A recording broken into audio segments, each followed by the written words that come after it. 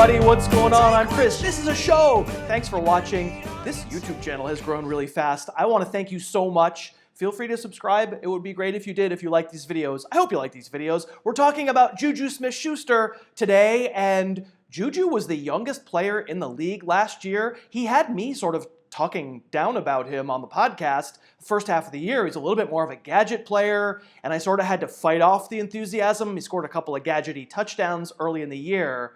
Fast forward to the second half of the year, and what I saw, now this young kid is a top 20 fantasy receiver for me. Let me try to show you what I wound up seeing that I kind of fell in love with in the second half of the year to justify what normally would be a pretty high rank for me for such a young player.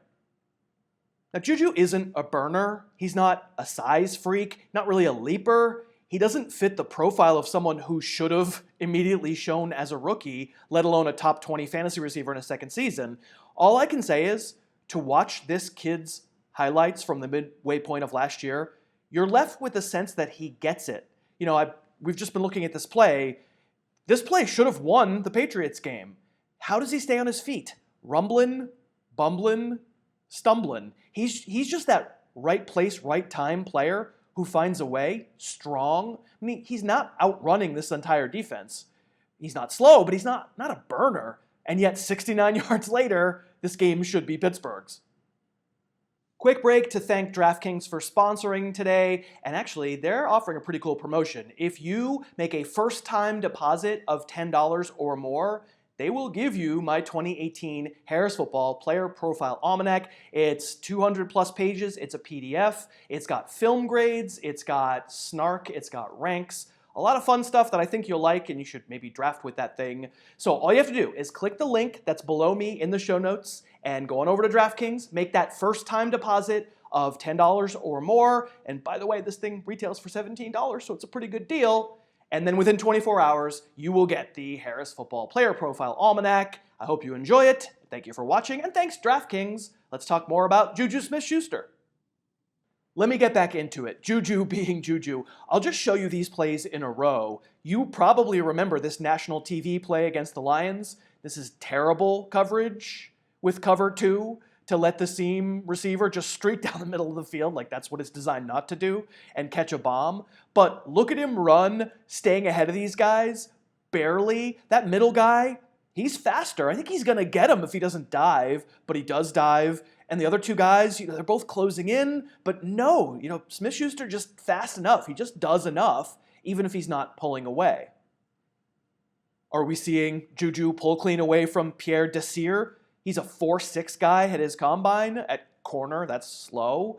Is he running away from him, though? No, they're running stride for stride. Two less than blazing individuals. And you know who gets it? That would be JuJu, because he's that guy. He makes the play when you need the play made. This one he does run past Jason McCourty, which is why Jason McCourty doesn't play for the Cleveland Browns anymore and may not play for the Patriots, who knows. But this is Landry Jones throwing, and it's underthrown. So how does JuJu catch this? Because he's JuJu, that's how. Last year, I could show you a bunch more. In so many different spots, JuJu finds a way. I mean, this is a meaningless Week 17 game. The Steelers are resting their superstars. The Browns are trying not to go 0-16. It's a tie game, third quarter, and Smith-Schuster decides, I'm doing it. I'm taking this kickoff to the house. Now, count the broken tackles. Stupid kicker. But legitimate players have hands on him too. And then there's one dude who's obviously faster who's catching him, but nope. JuJu's improbability bubble just keeps him at bay for long enough. Now, if you listen to my podcast, which I hope you'll seek out, actually, it's on iTunes. It's called the Harris Football Podcast, wherever you get podcasts. I think you might like it. But you've heard me make a rather facile comparison because, oh boy, they play for the same team. How creative. But the comparison I've been making is Hines Ward, another not amazing athlete. You never really thought he should have been as good as he was. And yet he was really, really good, and he made some of those rumbling, bumbling, stumbling plays that you kind of never would have expected out of a guy that matches his athletic profile, just like JuJu. I'm going to show you a couple of late career Hines Ward plays. Now, I don't have any early or mid-career Hines Ward film that I can show you, but he is kind of an ancestor to, or should I call him JJSS? An ancestor of the how is he still standing and running variety. A tough dude who's strong as heck and not small, but also not in a body you expect to necessarily house an NFL star. When Hines Ward, 10 years or so, Hines Ward was definitely a legitimate NFL star. Now, okay, JuJu doubters who I don't find all that persuading will talk about too many mouths to feed. Won't Antonio Brown and Le'Veon Bell take all the work? My response to that is, no, of course. It's the NFL today. Of course there are 100-plus targets available to someone else on that team if they can consolidate them. And that's just the way the modern NFL works. Now, if you want to come at me with how repeatable is JuJu's great statistical first season, 917 yards, 7 touchdowns, okay, I find that persuasive. We've been watching this against Houston. You know, this is a blown coverage, right? All Smith-Schuster did here was have a body. Congratulations.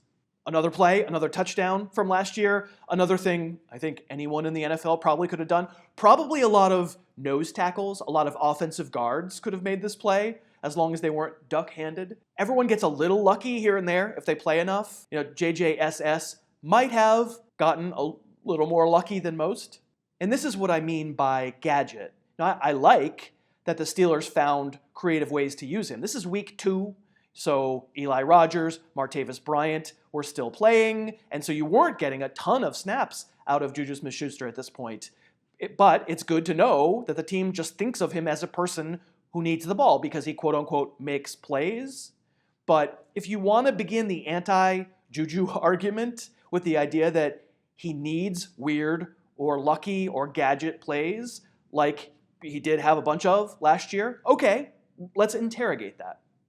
I will point out that as the season went along last year, and as those other guys in that receiving core sort of vanished, Rodgers gets hurt, Martavis Bryant acts like Martavis Bryant, JuJu got about the same work outside as in the slot. And so this is an ISO look against what turns out after the snap to be a 2-safety back sort of look. And Big Ben knows he has JuJu running a slant, and with the safety retreating to cover a deep zone, you know, he takes that shot and JJSS makes the catch and he takes the hit. Pretty typical outside receiver stuff. And back in this game against Houston, Antonio Brown's out with injury. JuJu is one-on-one against Kareem Jackson, and he's just really strong. My impression from going back through the film is that, again, not a super fast guy, not a leaper, but he's strong. And he can handle himself on the outside. But for sure, he also ran a lot of routes out of the slot. So if you want to paint the nightmare scenario for JuJu this year, it might involve this guy, James Washington, rookie. This is a preseason game just these past couple of weeks, and he's running against third stringers here. And I'm not at all sold James Washington is a factor this year, but if he is, then maybe the nightmare scenario for JuJu as a top 20 fantasy receiver is that he's Eli Rogers from 2 years ago. You know, forced into a bigger workload because of the injuries and the knuckleheads around him, but only actually by his nature a slot receiver. So in that scenario, it's James Washington who becomes a force on the outside, and JuJu is only a slot receiver, and maybe that winds up being disappointing. But I don't see it. I see special qualities in JuJu Smith-Schuster to the point where I'm willing to take that top 20 chance. I think he can be a wide receiver 2 for fantasy. Now, I recognize that it's a very flat position. There are an awful lot of receivers in that range who are kind of similar, and Smith-Schuster probably has more risk than some of them, not least because he's running with one of the best receivers in the league, Antonio Brown. If Antonio Brown's guaranteed to get you 9 or 10 targets each week, and he should because he's better, it's an assessment of talent, not depth chart, then Smith-Schuster's probably capped out at a max of 6 or 7. So I guess your mileage with Smith-Schuster comes down to, do you believe that with 6 or 7 targets, he can produce what he produced last year, 1,000 receiving yards and 7 touchdowns? For me, he's the kind of playmaker who doesn't need more targets than that to produce a really good season. I'm not that scared about James Washington. If you are, then it's a bad rank and you don't want JuJu Smith-Schuster. But if I can get him in the 4th or maybe even the 5th round, I think I'm going to take a crack on JuJu. Thanks so much for watching. Please, please, please smash that like button, write a comment, tell us who else you'd like to see us review film on, and of course, best of all, please subscribe to our channel and then click that little bell above the subscribe button and you'll be notified whenever we post a new video.